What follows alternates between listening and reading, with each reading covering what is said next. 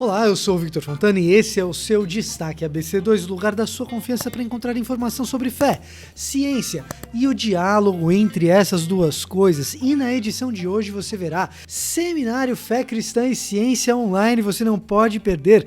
Também temos a nossa disciplina isolada do DCH, a nossa pós-graduação, reconhecida pelo MEC, respiração pelo intestino, novidades aí sobre mamíferos importantes para nós, a alimentação de neandertais, as origens da Covid-19 e, na nossa entrevista em profundidade, nós recebemos o meu amigo Davi Lago para conversar sobre a atuação do cristão no espaço público e acadêmico. Então, fique ligado porque o Destaque ABC2 começa agora!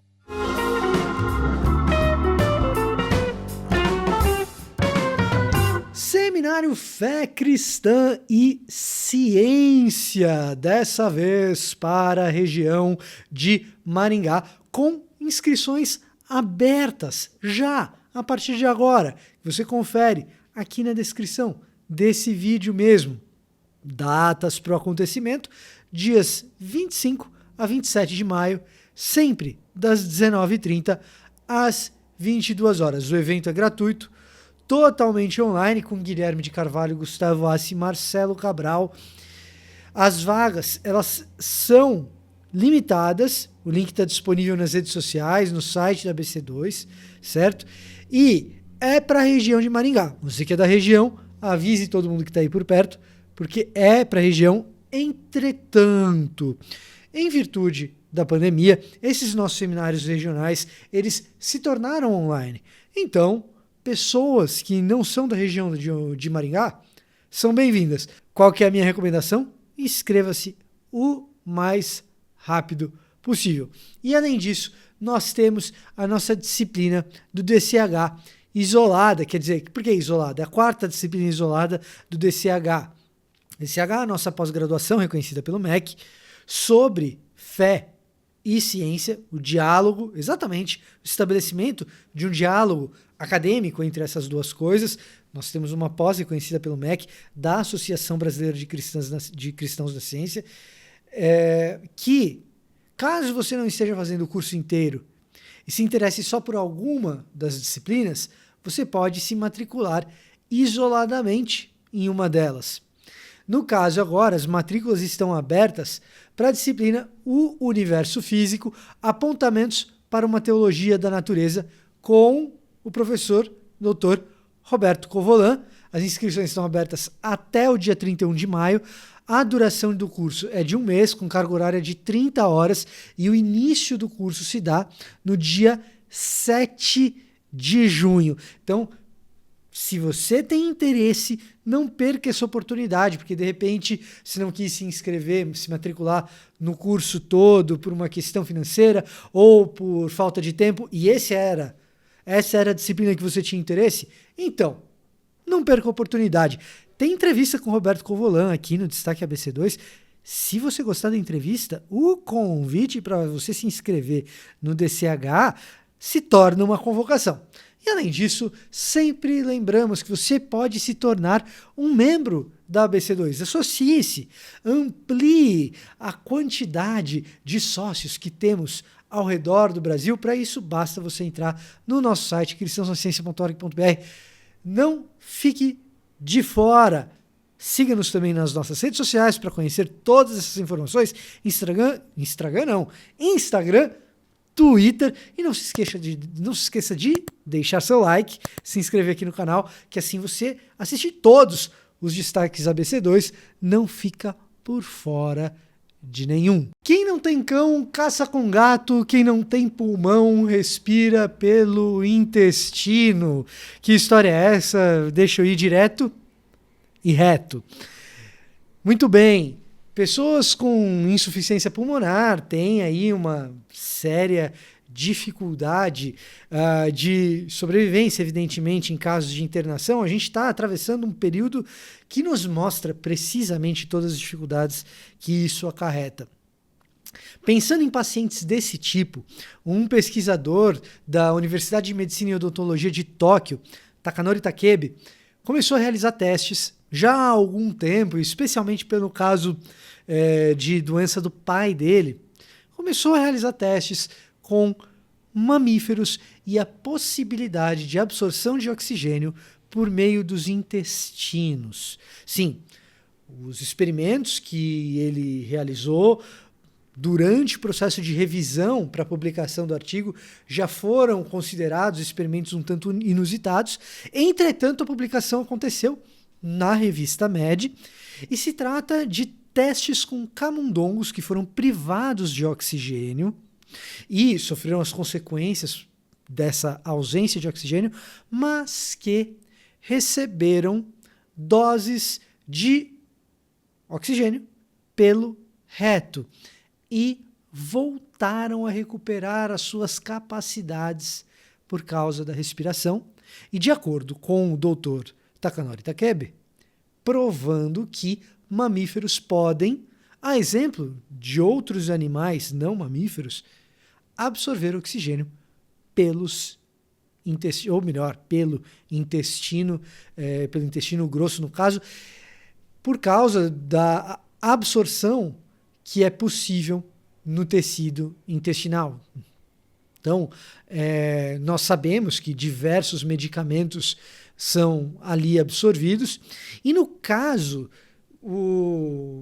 a equipe da Universidade de Medicina e Odontologia de Tóquio, juntamente com o Hospital Infantil de Cincinnati, utilizaram oxigênio pressurizado com alguns fluidos, como, por exemplo, perfluorocarbonos, já são utilizados para alguns fins desse tipo, para transportar grandes quantidades de oxigênio.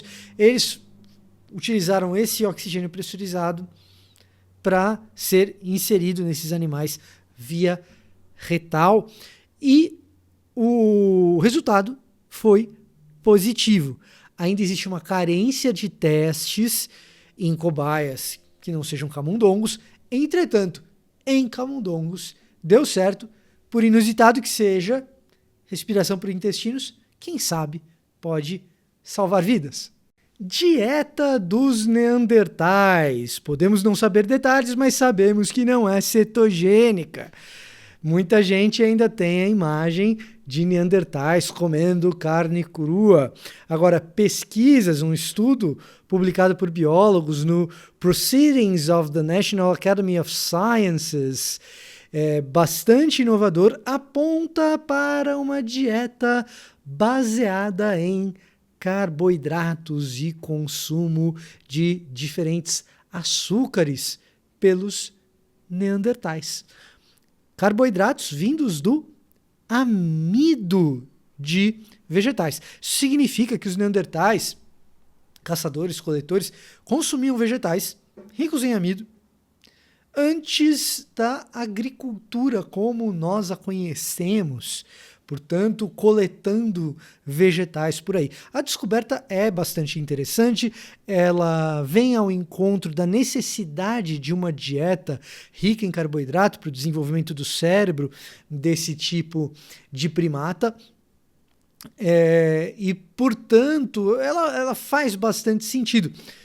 A maneira como se descobriu isso, entretanto, é um tanto surpreendente, que é a análise de bactérias, mais especificamente streptococcus, encontrados no conjunto da boca de alguns desses neandertais. Há streptococcus que participam junto com a amilase dessa digestão de amido, dessa primeira absorção do amido. Portanto, a presença daquelas bactérias ali que gostam de açúcar, que gostam do amido, revelam a dieta de vegetais desses neandertais. Isso acaba nos mostrando que, como a gente vinha dizendo, neandertais não são apenas carnívoros, comedores de carne crua, longe, distante de uma dieta cetogênica. Em outras palavras, gente que precisava de muito exercício físico para manter a sua saudade. Neandertais não eram, em hipótese alguma, sedentários. Origem do SARS-CoV-2. Para muito além das discussões políticas a respeito do surgimento do novo coronavírus, cientistas ainda debatem, discutem e estão insatisfeitos com as respostas até agora obtidas a respeito das possíveis origens do vírus que provoca a situação terrível na qual nós nos encontramos de pandemia.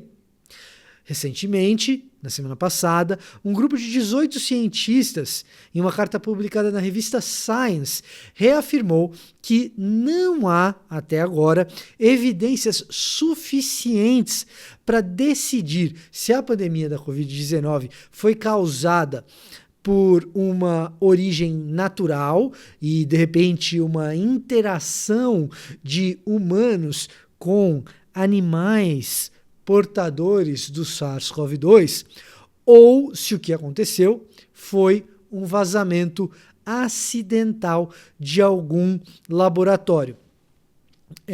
A carta na Science, ela exige de autoridades públicas uma certa sobriedade ao referir-se ao tema e insta pesquisadores a ampliarem os esforços para que a origem dessa doença, e mais especificamente do vírus SARS-CoV-2, possa ser mais corretamente diagnosticado, reduzindo a margem para incertezas.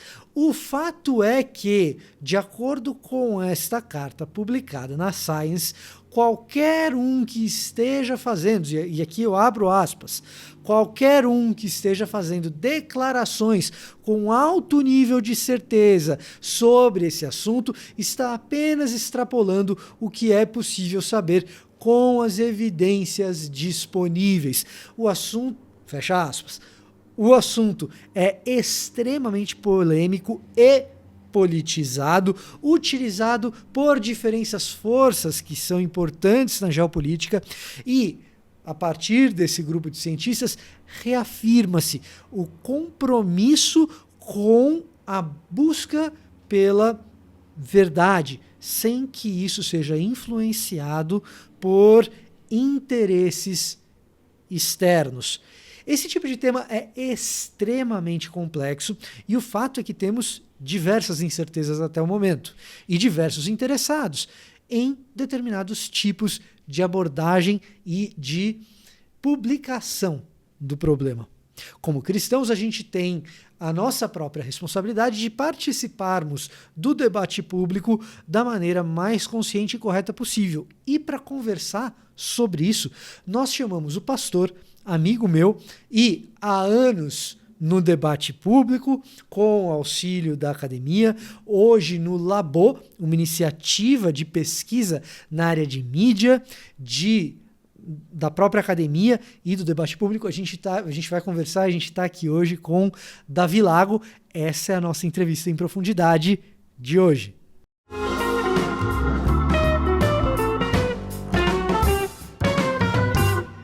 Então, para conversar conosco sobre o envolvimento de um pastor com ciência, com ciências humanas, com um pouco do direito, até um pouco da filosofia também, a gente está aqui com Davi Lago, que é figurinha carimbada aqui na BC2, uma boa parte da nossa produção aqui no canal da BC2.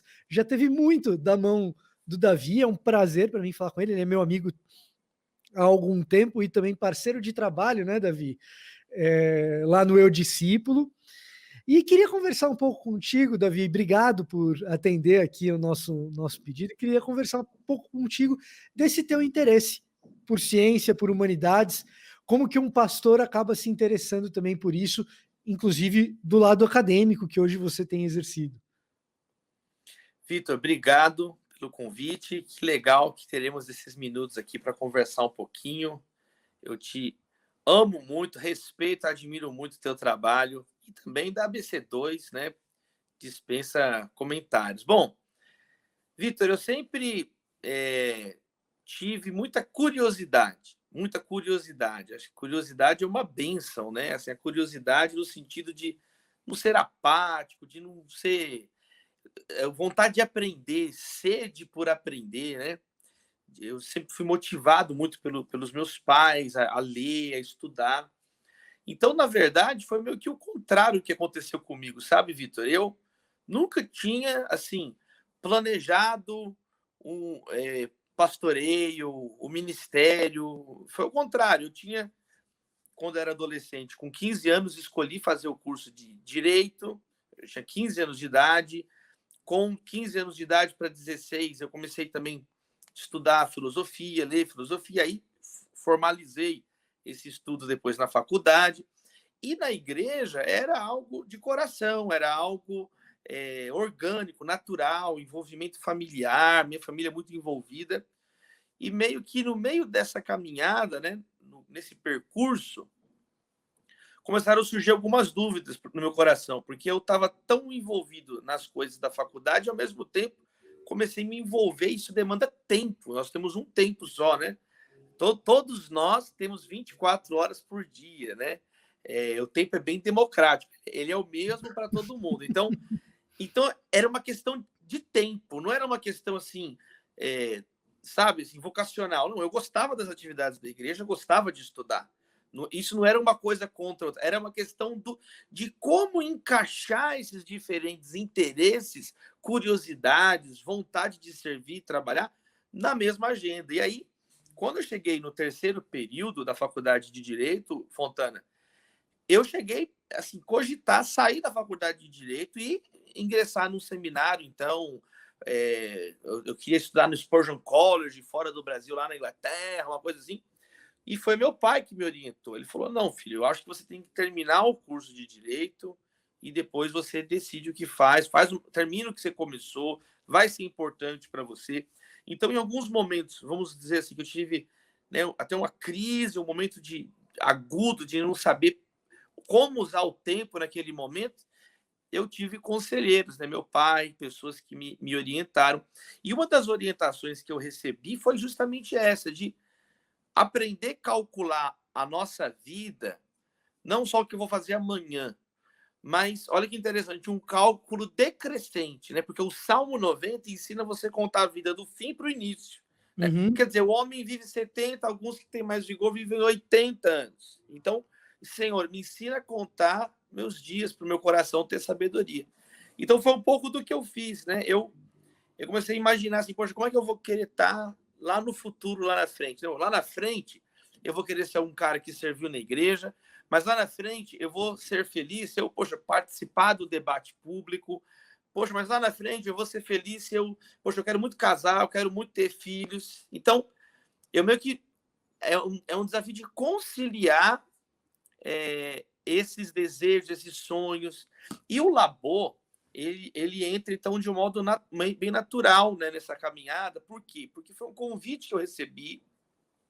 O professor Luiz Felipe Pondé montou aqui em São Paulo um laboratório de política, comportamento e mídia, inspirado no MIT Lab, né, em Massachusetts, nos Estados Unidos, que é justamente o meio termo entre o debate público e a academia.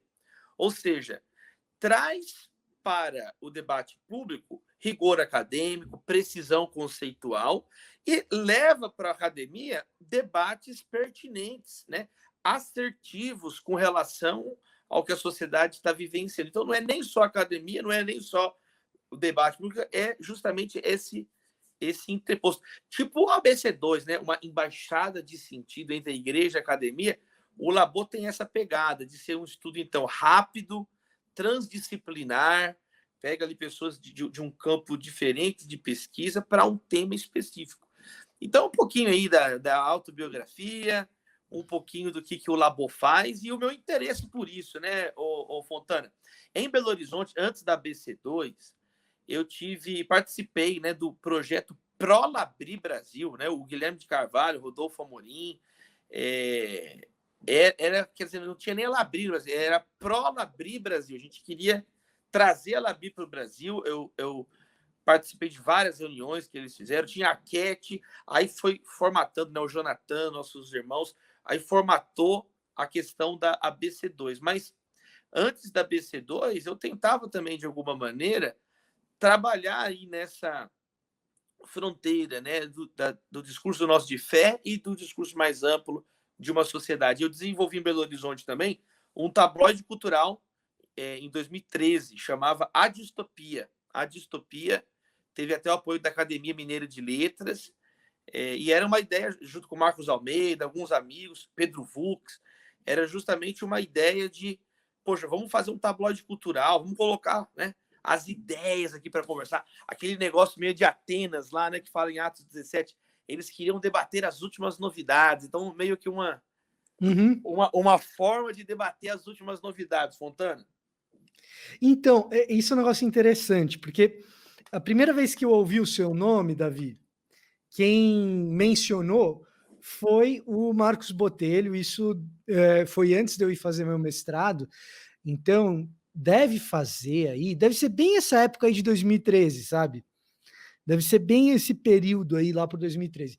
E aí o Marcos Botelho falou: olha, tem um pessoal aí em Minas que, cara, eles são inquietos, eles estão inventando coisa. Eu me identifico com essa turma porque tem uma inquietação e tal. E eu não sei se foi um pouco depois, eu acho, e aí ele mencionou que tem um cara chamado Davi Lago e tal.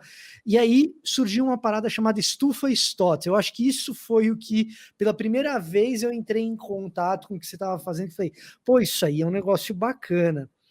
De qualquer maneira, seja lá naquela época, hoje no Labo, o que eu percebo é que o Marcos, na época, fez uma leitura que me parece muito correta, não só a teu respeito, mas de todas essas iniciativas que você acabou se envolvendo. Tem uma inquietude grande aí, né? Tem um lance de, parece para mim, de não estar satisfeito com as coisas como elas estão. Então, sempre colocando alguma coisa, uma força motriz por trás das coisas. Então, tem um pouco disso assim, sabe, Fontana? Assim, eu trabalhava com 3 Cs, CCC, que é 3 campos da sociedade que o protestantismo, em especial no Brasil, tem atualmente uma dificuldade muito grande de testemunho, de relevância, de respeito, que é ciência, a questão científica, a questão cultural e a questão cívica. Aí, quer dizer, ciência é tudo, academia, pesquisa, humanidades, hard science. Aí a BC2, né? Agora tem a BC2, não tinha BC2, agora está traduzindo obras elementares para o português, sobre teologia e ciência e tal. O segundo C é a questão cultural, que envolve as artes, envolve o entretenimento, envolve tanto fine arts, né? Música erudita, como o mainstream, o entretenimento, essa mistura de arte com comércio, com diversão, que forma o sistema, o showbiz, como é dito, né? E também a downtown, né? A arte alternativa, feiras de indie, de música, de publicações. E, mais uma vez, é um segundo campo, onde a igreja não tem muita respeitabilidade. E o terceiro, o cívico, político, social. A gente está discutindo bastante isso esses dias. Então, eu tentei, desde o final da adolescência, eu tenho 15 anos já, né, de ordenação ministerial, agora em 2021, e agora, semana que vem, eu tenho a alegria de completar 20 anos de púlpito, né, 2 décadas pregando aí a palavra. Então, um pouquinho de coisas eu aprendi nesse tempo. E a minha inquietude é mais nessas 3 áreas, sabe, assim, Fontana, de, cara, o que a gente pode fazer para, de algum modo, né, não passar tanta vergonha nessas áreas, testemunhar com amor. E uma coisa que eu aprendi muito com meu pai também, assim, né, o meu pai, cara, muito piedoso, muito querido, tal, mas muito leve, entendeu, Fontana? Meu pai sempre me ensinou assim, ó, se você ficar... você tem que ser curado da síndrome de Salvador do mundo. Então, assim, meu pai sempre falou isso comigo, me vacinou. Jesus é que é o Salvador do mundo. Nós, a gente não pode fazer tudo. Alguma coisa a gente pode fazer. Então, tente, né, trabalhar, filho. Meu pai sempre falou isso comigo. Naquilo que dá para você fazer, mas sem curtir, sem deixar de curtir a família, os amigos. Então, eu procuro dar essa equilibrada, sabe, Vitor? Porque senão a gente também fica doente, né? A gente fica doente. Já poucos dias que nós vivemos. e aí fica assim um negócio ufânico, um negócio que nunca acontece, que nunca chega. Então, assim, a inquietação é mais no sentido assim, de criatividade, de alegria, de fazer algo, né, para a glória de Deus, mas não uma inquietação triste, sabe? Uma inquietação melancólica. Aí eu tô fora, cara. Eu acho que aí eu já não concordo. Aí você já... Depois eu vou perguntar se tem vaga em mentoria aí com seu pai, que talvez eu esteja precisando. Não, meu pai é muito legal ouvir ele.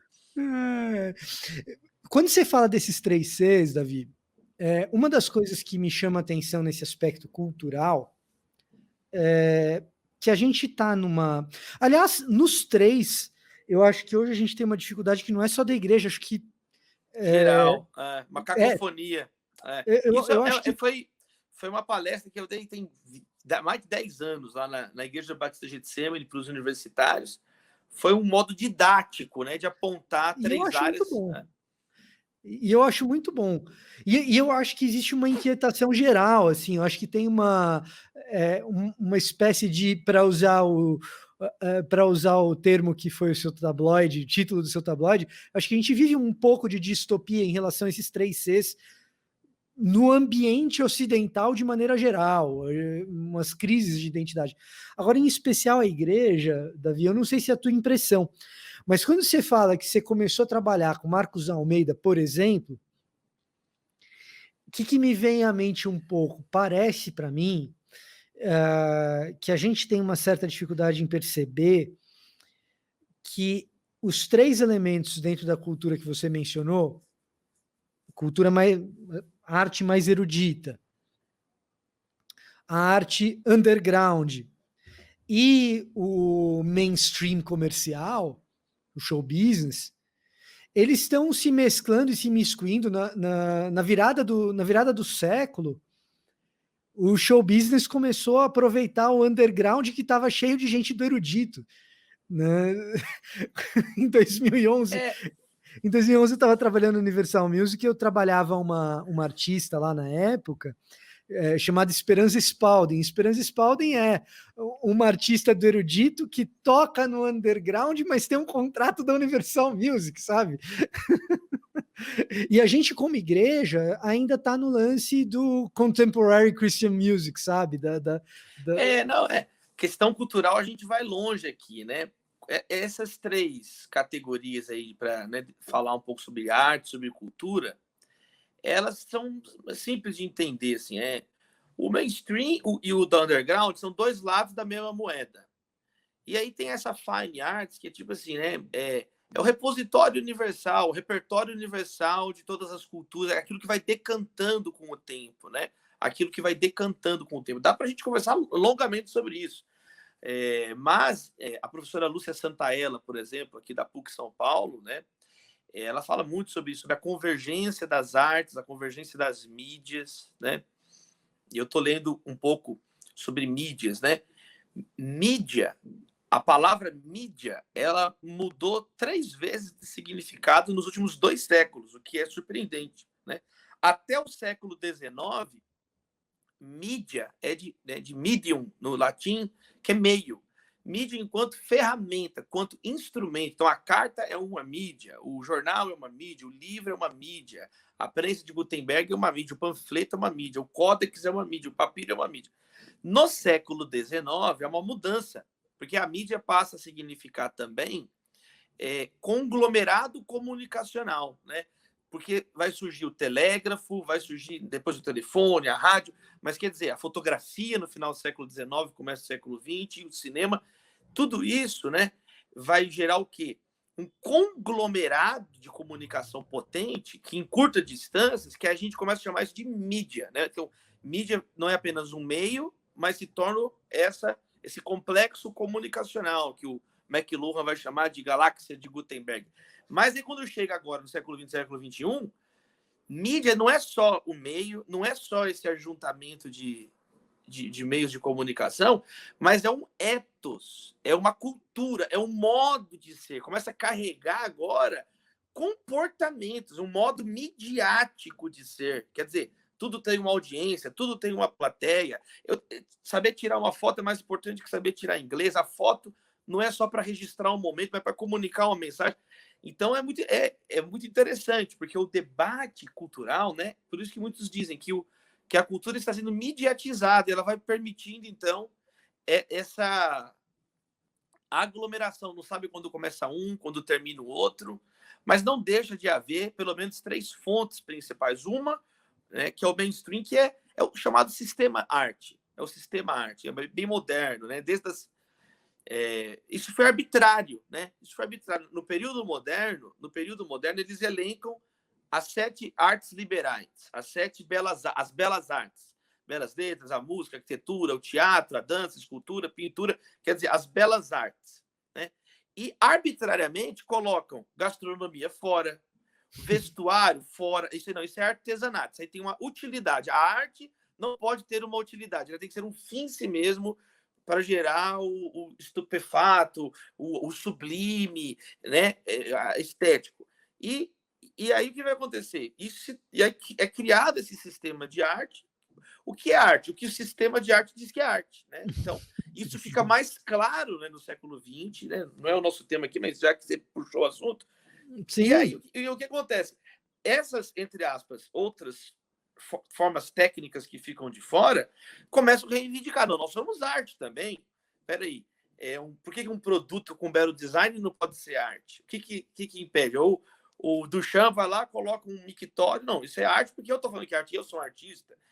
E aí começa essa bagunça, né? Quer dizer, então o underground, né, ou arte experimental, acaba que se torna esse local onde o artista, seja músico, está muito, né, na moda agora, artes até eletrônicas, ele não tem o compromisso de vender, ele não tem o compromisso de agradar ninguém. E por isso que às vezes se torna um espaço que eu gosto de frequentar muito, porque você vê lá, não vê a pressão comercial nesse meio underground. Então, tem sim a arte mainstream, que precisa de patrocínio, né? Gerar arte, precisa sustentar.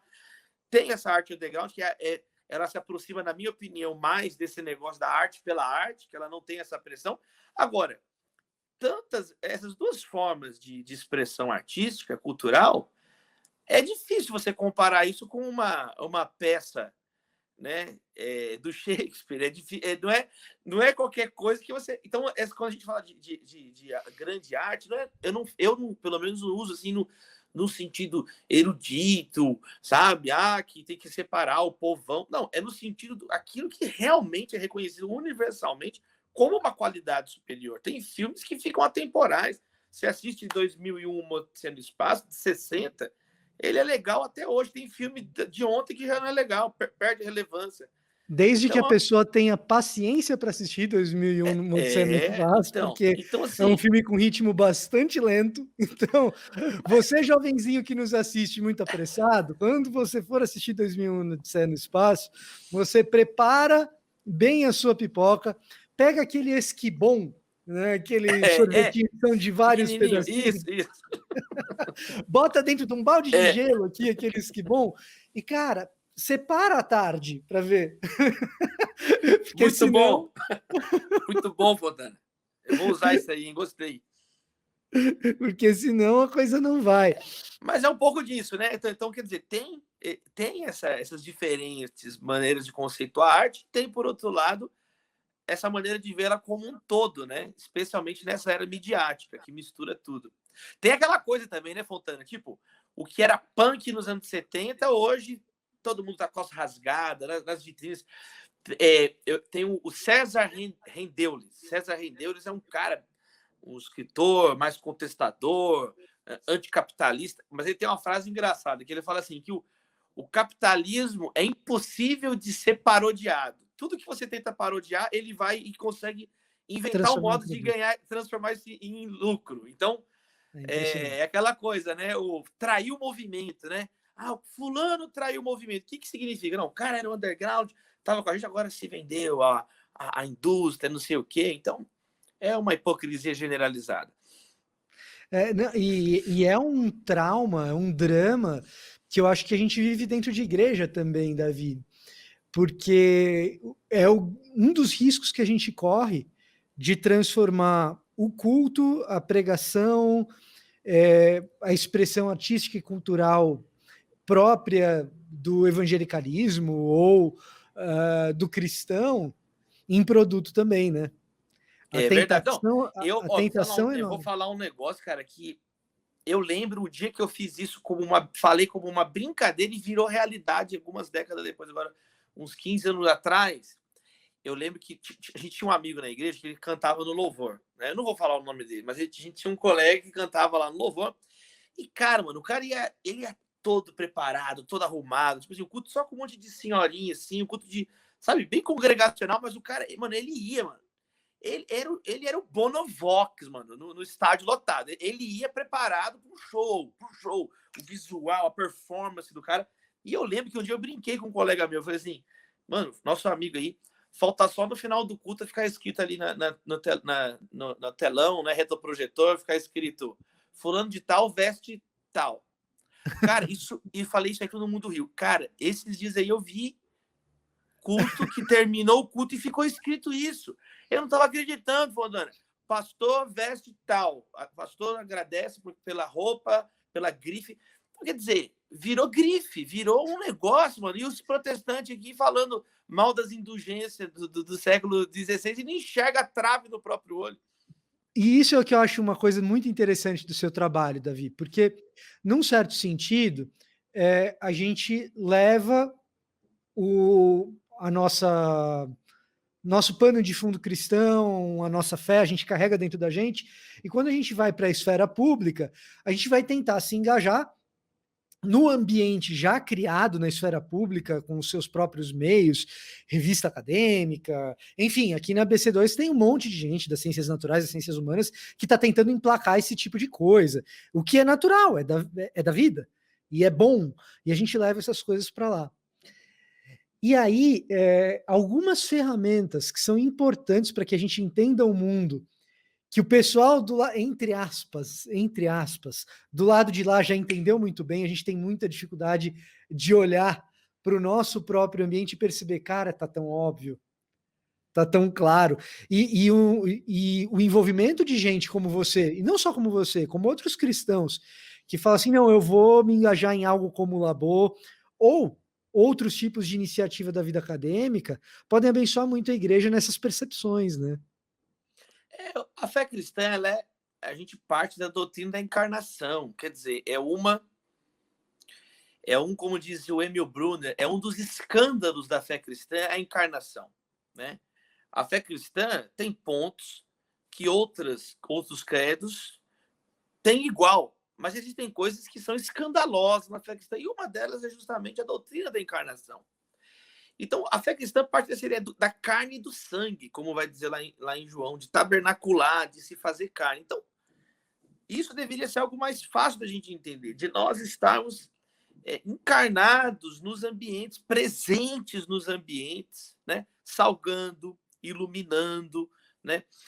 Eu lembro de uma vez um texto antigo de um dos puritanos que eu estava lendo, e esse texto, Fontana, tá bom o som? Que eu mudei o fone aqui. Tá bom. Esse texto fala do sal e da luz de um jeito, com uma maneira legal. Ele fala assim, a eminência e a preeminência da fé cristã. Eu achei muito legal, né? Então, assim, o sal, ele é eminente, ele muda o sabor, mas a luz, Jesus falou que ela tem que estar no local adequado, preeminente. Então, o cristianismo tem uma eminência e preeminência, ele tem que ter o conteúdo eminente, mas ele tem que estar bem localizado para que seja visto. Jesus fala os dois juntos ali. Não adianta ter o conteúdo, ter a luz, se está debaixo da vasilha, se está no local que ninguém vai ver. Então, é uma questão de estar posicionado, mas ter o conteúdo. Tem que ter o conteúdo, mas tem que estar posicionado.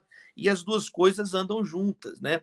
E talvez esse seja o texto mais claro de toda a Bíblia, né? Sobre essa questão que você está falando, de estar lá posicionado. Porque a gente é por imitação, é por ver. Muitas vezes nós não temos.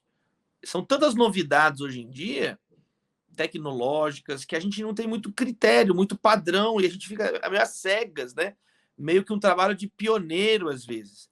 Mas eu acho que a gente tem que encarar o desafio, que não dá, Poxa, ouvir, já pensou no final? A gente ouviu, ó, servo mau e negligente, você enterrou o talento que eu te dei, podia ter feito isso, ficou com medo aí. Então a gente ousar um pouquinho mais. Perfeito. E assim, é, eu tenho você está falando disso, e eu tenho um grupo no WhatsApp, que é um grupo de pessoas que estão no ambiente acadêmico, todos são cristãos, e todos são, de alguma maneira, proeminentes, buscando uma certa preeminência desse tipo, e todos gostam de você. Isso tem todos eles te Olha, conhecem, sabem quem é você, gostam de você. E uma das coisas que a gente tem, que é comum de aparecer, é o fato de você ter essa leveza mesmo que você mencionou. A gente está falando de uma série de coisas que a igreja precisa fazer, de pontos de correção, de rumo, ou mesmo de atenção maior, que alguém poderia ser duro na crítica. Você fala isso com uma certa leveza. E aí eu queria que você falasse um pouco dessa leveza em forma de literatura. Você tem um livro que é recente, que é Um Dia Sem Reclamar, né? Como que veio a ideia, do que se trata, como que conversa com essa inquietação? Quando eu falei da inquietude lá atrás, eu já estava preparando o terreno para falar disso, né? olha aí. Fontana, o livro ele é fruto de um convite do meu professor orientador na graduação e na pós-graduação, no mestrado, o professor Marcelo Campos Galupo, professor de filosofia do direito na UFMG, na PUC Minas, foi presidente do COMPED, né, que é o Conselho de Pós-Graduação em Direito do Brasil, e também é o presidente da ABRAF, que é a Associação Brasileira de Filosofia e Sociologia Jurídica. Então, professor Galupo, né, eu tenho a honra de ter sido orientando dele, e a gente tinha essa ideia de fazer um livro junto. E nas nossas últimas conversas, a gente conversou muito, né, almoçando, tomando café, sobre essa questão da gratidão e do vício das pessoas reclamarem hoje em dia. E aí a conversa ficou um pouco mais séria, a gente começou a escrever sobre a ética da gratidão. Então a gente escreveu sobre um texto que é assim, qual que é o repertório da filosofia, das religiões e da cultura como um todo sobre essa questão da gratidão, né? E aí nasceu a ideia do livro. O livro foi bem recebido pela editora Citadel, publicou, lançamos agora esses dias, agora essa semana, e foi uma semana de lançamento da obra, Um Dia Sem Reclamar. É um texto sobre a ética da gratidão. E muitas descobertas muito legais, né, Vitor? Por exemplo, a ingratidão é repudiada em todos os sistemas filosóficos, em todas as religiões. Nem os bandidos gostam da ingratidão. Eles têm gratidão entre eles. Então, assim, é interessante, né? É um tema que a gente pode abordar ele sobre a questão das virtudes epistemológicas, né? Tem muito a ver com ciência, né? Quer dizer, gratidão é o reconhecimento, é a humildade em reconhecer o que veio antes, em reconhecer que tudo não é seu mérito, nem tudo é seu direito, há coisas que simplesmente não dependem de nós. E aí o livro, a gente examinou isso, claro, tem várias referências a Tanakh, a Bíblia hebraica, ao Novo Testamento cristão, mas foi muito legal. E muita coisa de ciência, né? Por exemplo, a gente fez um levantamento, né, aí de papers recentes que estudam do ponto de vista, né, que nem é da nossa área, direito, filosofia, da área mesmo das biológicas, mas a gente pega esses textos e joga lá no livro. Por exemplo, é provado, Fontana, que faz mal à saúde a ingratidão. Vários laboratórios, a gente tem uma lista de pesquisas que a gente coloca, eu destaco 3, né? Faz mal a ingratidão para o sono. É comprovado que quem tem uma atitude de maior ingratidão, reclama menos, ela dorme melhor, não tem. O ingrato tem insônia, o ingrato tem menor sistema imunológico e o índice de propensão à depressão é maior em quem é ingrato. Então, depressão, insônia e menor sistema imunológico. São alguns dos estudos, tem muito estudo.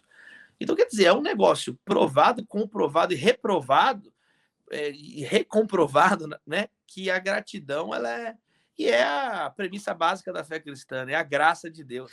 Mas reclamar é tão bom, Davi. Vicia, né? Aí não é uma vida sem reclamar, é um dia, né?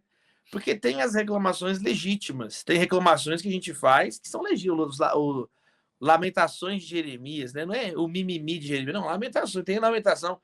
Jesus cita um salmo de lamento na cruz, o salmo 22, né? O lamento, ele é muito importante. Agora, ele é diferente da murmuração, que a Bíblia chama de pecado, porque a murmuração não tem fé, a murmuração ela é injustificada, ela é desonesta, tem a ver com a ingratidão. Então, a gente explica isso no livro, né? Que é, na verdade, esse tipo de reclamação infundada que a gente precisa diminuir um pouco na nossa vida e ficar mais leve, igual você falou, ficar mais leve, né, Fontana? Eu tinha uma pessoa que participou muito da minha formação, que ela falava um negócio que eu discordava frontalmente. Eu falava assim, como é que esse cara fala um treco desse? Isso daí não faz o menor sentido. Que ele fala o seguinte, e que é bem comum em ambiente de igreja se falar isso, né? Ele fala assim, olha, não pergunte o porquê, pergunte o para quê, né? Qual que é o propósito disso está acontecendo? Eu falo, cara, isso daí não faz o menor sentido. Se o cara bateu na minha traseira, eu tenho que perguntar o porquê. Vai que o porquê é porque a minha luz de freio estava queimada, por exemplo. Eu tenho que perguntar o porquê das coisas. Eu ficava meio marara. Depois de um tempo, eu comecei a perceber que, assim, eu estava errado e o cara também. Que eu acho que é um pouco do que... não é que o porquê é um problema, mas é um reducionismo, né, Fontana? Eu acho que o lance, vê se você concorda comigo, Davi, é um lance assim meio, por que eu? Por que só comigo? Por que isso acontece como se o resto do mundo não passasse por dificuldades também, né? E como se essas coisas nos impedissem de progredir, de avançar. Eu acho que muito tem a ver com aquilo que você estava falando, do ensinamento do seu pai. O mundo tem problemas, mas não é você que é o salvador do mundo.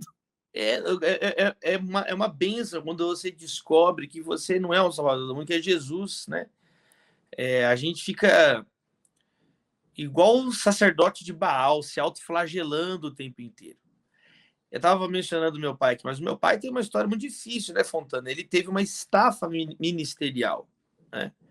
Então, assim, meu pai sofreu muito por trabalhar, envolver na igreja, problema na igreja. Aí ele ficou doente, meu pai. Ficou acamado, ficou muito doente. Meu pai quase morreu por causa de uma estafa ministerial. Então, eu que cresci vendo isso, né, eu procurei absorver o máximo possível de ensinamentos dessas experiências muito difíceis que a minha família vivenciou na igreja. Muito complicadas, muito tristes, né? Então, eu procuro fazer diferente, né? Na educação da minha filha, eu procuro melhorar, eu procuro. E aquela coisa, Fontana, eu vejo também que o pessoal não lê a Bíblia, parece, sabe? O cara não lê a Bíblia. Tipo assim, lê o Evangelho, olha como Deus era encarnado na Terra, né?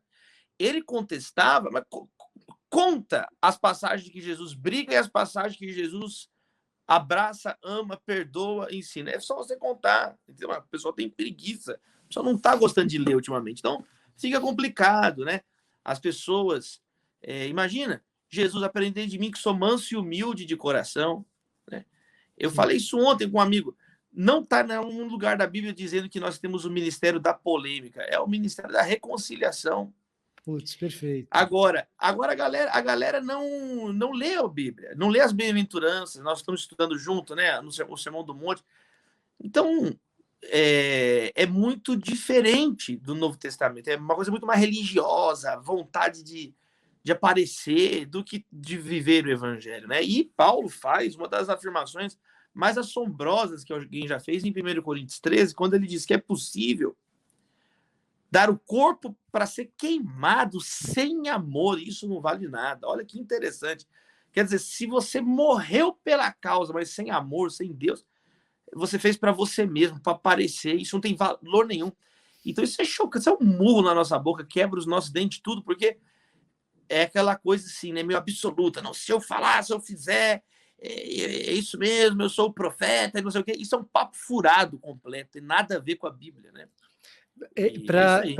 Para ficar naquela nossa conversa sobre cultura, e aí cultura popular e show business, a gente perdeu a Eva Vilma essa semana, né? Baita de uma atriz. E a Eva Vilma, ela viveu, acho que um dos papéis mais famosos que ela fez, A Gente Era Moleque, Davi. Você deve lembrar da novela Indomada, que o pessoal era uma novela dessas do interior do Eu lembro Nordeste, o só a pessoal falava em abertura, que a Indomada vai andando assim. Eu lembro, a maracatu, abertura eu lembro. maracatu, maracatu. Ela vai atravessando um monte de coisa. A novela, eu lembro da abertura da Indomada, eu lembro. E o pessoal falava metade com o sotaque nordestino e metade em inglês, que era aqui em Greenville, comigo não tem perhaps. Essa parte eu não estava vivo, acho. A Eva Vilma interpretava a altiva nessa novela. E, cara, é engraçado como às vezes a pessoa nem tem um ambiente de igreja e ela consegue perceber essa dinâmica de Jesus que você mencionou.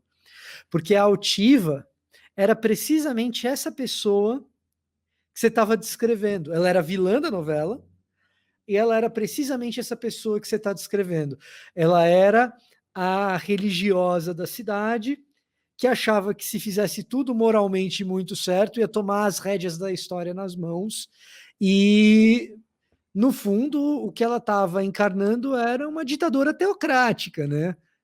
Então, Você sabe, né, que a primeira pessoa que usa a palavra fanático no período moderno como contraposto de civilizado foi Philip Melanchthon, em correspondência com Martinho Lutero, né? E ele usou, olha que interessante, ele usou a palavra fanático para se referir aos anabatistas, porque os anabatistas eram pacifistas, mas eles não queriam conversa com o Estado, com nada, eles queriam, né, uma ruptura forte com o Estado. Eles não eram violentos como Thomas Müntzer, né? Lutero chamou também Thomas Müntzer de fanático, usou a mesma expressão, fanáticos, homofanáticos, eles escrevendo em latim. Agora, o Philip Melanchthon, ele usa a palavra fanático como contraposto à sociedade civilizada. E vai ter um giro aí também com o Locke, John Locke, outro protestante, porque Locke vai ser o primeiro que vai usar, bem conscientemente, intencionalmente, fanático como oposto de tolerante. Né? Tem uma leve diferença. O fanático como oposto de civilizado e fanático como oposto de tolerante, aquele capaz de conviver com o diferente. E a fé cristã, inquestionavelmente, é uma fé que nos ensina a conviver com os outros. Jesus falou para orar pelo inimigo e orar por quem te persegue. Paulo falou para Timóteo que o objetivo da igreja orar pelos governantes é para que tenhamos uma sociedade pacífica, tranquila, com toda piedade e dignidade. Ele usa 4 adjetivos para que não reste dúvida que a igreja ela favorece a paz social, né? Então, esse discurso, não, você não pode ficar quieto, tudo tem que falar, é um discurso de messianismo político, de colocar a fé na atividade política. É óbvio que a gente tem que exercer a cidadania, mas é diferente exercer uma cidadania consciente, crítica, ativa, presente, oportuna, de uma cidadania acrítica, como um fim em si mesmo, que infelizmente é o que tem acontecido. É uma cidadania como fim em si mesmo. É uma cidadania, é um fanatismo incapaz de conviver com o outro. Então é a negação da própria tradição protestante, né? Você vai ver que foi o grosso da ideia, né, de tolerância vem de pensadores protestantes, né? Tinha que harmonizar agora no período das guerras de religião à Europa. E aí quando você vê hoje em dia, né, essas pessoas assim, né, que são incapazes, isso é muito complicado, não tem o evangelho, não tem bom senso, não tem um monte de coisa, não tem educação, não tem gratidão. Né? Eu repito isso aí, que o fanático é o ingrato também. E aí eu acho que a pessoa tem que ler seus 2 livros. O Ame o Seu Próximo também é um interessante nesse sentido. O Ame o Seu Próximo a gente examina a importância de Levítico 19, 18. Né? Amará o teu próximo como a si mesmo. É o texto do Antigo Testamento mais citado no Novo. Peraí, nós temos que parar para estudar então esse texto. 8 vezes é citado. Nenhum outro texto de todo o Antigo Testamento. Nem o justo viverá pela fé, são 3. Nem deixará o homem, seu pai, sua mãe, 3. Agora, ame o seu próximo a si mesmo, 8 vezes é citado. Então, assim, é algo repetido, é algo sistemático, é algo que não tem como falar de fé cristã sem falar disso. Certo. Davi, para a gente concluir, pessoas que se interessem pelo debate público, pessoas que de repente o cara está na graduação, está em São Paulo, está interessado pelo Labor, qual que é o caminho aí que ele percorre, como que ele faz? Primeiro, a pessoa precisa, né, quer participar do debate público. Primeiro, ela precisa ter um estudo formal, algum estudo formal. O debate público não é confundido com um debate de botequim, né? Assim, justamente por isso o debate é a grande arena. Então, primeiro ponto, a pessoa ela precisa de alguma formação, alguma educação formal, até para ser ouvida. Entende? Certo.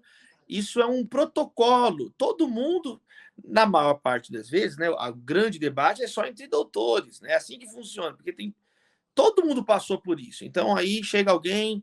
Então, por quê? Essa formalização ela é muito importante, ainda mais nos dias de hoje, que a pessoa ela tira da cabeça a ideia, acha que não tem nenhum rigor, não tem ninguém que avaliou a pessoa.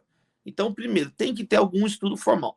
Segundo lugar, a pessoa precisa assinar as grandes plataformas de discussão, os grandes jornais, a Folha de São Paulo. A pessoa tem que saber o que significa a página A3 da Folha de São Paulo. Ela tem Perfeito. que conhecer o Estado, as grandes revistas. Não concordo. Ninguém está perguntando se você concorda ou não. É assim que é o debate público, desde Até John porque para Milton. concordar ou discordar você tem que ler, né? Então você tem que entender quem são os players da discussão, né? Para usar o jargão do momento. Quem são os players? Então você tem que entender quem são os colunistas de centro, de esquerda, de direita, de política, de biologia, de maternidade. Então você tem que entender a área do que você está querendo, né? Os podcasts, os programas na internet, os programas de televisão. Quer dizer, a pessoa tem que se situar onde ela está. Ela tem que se situar. Para isso, vai ter que assinar uma revista, vai ter que assinar um jornal. Tem que, em terceiro lugar, conhecer as revistas especializadas da área dela. Né? Tem um Perfeito. amplo debate público, mas, por exemplo, tem locais mais eruditos. Tem a revista Interesse Nacional, editada pelo ex-embaixador brasileiro Rubem Barbosa. Tem a revista Problemas Brasileiros. Tem o Caderno Ilustríssima, que sai só de domingo na Folha. A pessoa tem que conhecer esses ambientes. Em quarto lugar, conhecer também as instituições que são as instituições-chave do grande debate público, tanto no poder público como na sociedade civil. A pessoa tem que entender o que é o Instituto Vladimir Herzog, a pessoa tem que entender o que é, por exemplo, o Instituto Butantan. Quer falar, não sabe nem o que é o Instituto Butantan. Vital Brasil era um protestante que fez o Instituto Butantan. Então, quer falar por exemplo, da pandemia que está na moda. O que é o Fiocruz? A pessoa não sabe nem o que é Fiocruz. Então, dependendo do assunto, entender quem são. O Instituto Não Aceito Corrupção, quais são as ONGs, quais são as entidades nacionais, internacionais. Quero falar de corrupção. Então, o que é transparência internacional? O que é o Instituto Não Aceito Corrupção? Tem que entender quem são a arte, o que é MASP, o que é o ZESP, o que é o Museu de Astronomia, o que são essas instituições. Então, percebe? E aí, por último lugar, a pessoa se filiar a algum grupo para falar de algum lugar.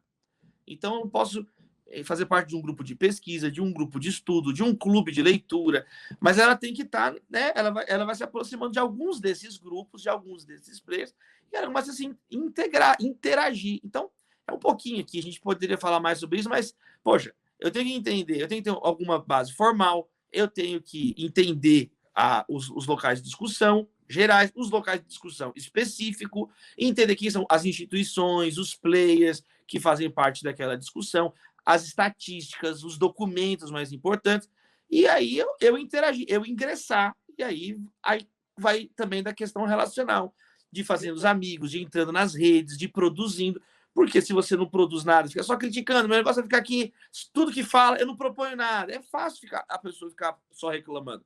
É muito difícil propor, é muito difícil criar, então, uma teoria superior, é muito difícil, então, apontar um caminho concreto, um caminho prático, né?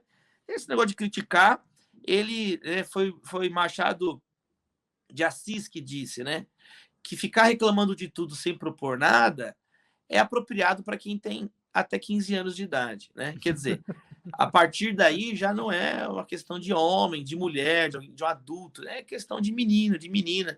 Então é necessário entender isso, né? Quem só critica depois dos 15, ninguém está muito nem interessado em te ouvir. Acho fundamental você mencionar essas coisas, Davi, por dois motivos. O primeiro é pelo vício que nós temos em algumas vertentes aí do cristianismo, de propor rotas alternativas mais fáceis de engajamento cultural e público, já que é difícil entrar nessa discussão para valer. Você mencionou uma série de etapas que demandam esforço e uma quantidade de esforço considerável. A educação formal, a leitura de periódico acadêmico e tal. Então, assim, e a gente tem um certo vício no nosso ambiente cristão, muitas vezes, de falar, bom, já que é difícil eu conseguir publicar num periódico para valer, eu vou falar que é um demônio, que é mais fácil, né? Um passe de mágica. Crio o meu alternativo aqui, certo? Eu vou falar que esse daí é um demônio. Exatamente. E a outra coisa é que, assim, a própria ABC2 fornece um pouquinho algumas dessas etapas que o Davi mencionou. Então, é bom você que está nos assistindo, se interessou por isso, quer fazer a parada direito. Nós temos os nossos grupos, por exemplo, na parte de você fazer um networking com gente que está atuando na ciência, e talvez nas ciências humanas e no debate público, nós temos os nossos grupos regionais. E aí, nos nossos grupos regionais, você está numa graduação, numa pós e tal, você vai encontrar gente da sua região, das mais diferentes áreas do conhecimento, dentro da academia. Olha só que bacana. E nós temos os nossos grupos temáticos. A gente tem o grupo de história da ABC2, por exemplo. Pô, se você fizer parte do grupo de história, você vai estar em contato com gente que está dentro da academia fazendo precisamente esse tipo de atividade. É só um pedacinho do que o Davi falou, mas é um pedacinho que você já pode fazer via Associação Brasileira de Cristãos na Ciência. Você vai lá no nosso site, associe-se, você vai procurar os grupos temáticos que a gente tem lá. Então é um começo. Davi, cara, muito obrigado mais uma vez. Eu acho que assim é um baita de um papo para bater. A gente precisa fazer isso pessoalmente, tomando um café também. Não vejo a hora, Vitor. Obrigado eu. É muito bom, agradável sempre que a gente conversa. Fica um beijo para todos que estão nos acompanhando, todos e todas da ABC2. Olha, a gente aceita o beijo e retribui, viu? Até mais, Davi. A você que nos assiste, toda quinta-feira a gente tem conversas como essa com alguém da academia ou do ambiente pastoral, mas sempre nesse diálogo entre fé e ciência com o devido rigor acadêmico, como o Davi faz lá no Labor também. Até a próxima.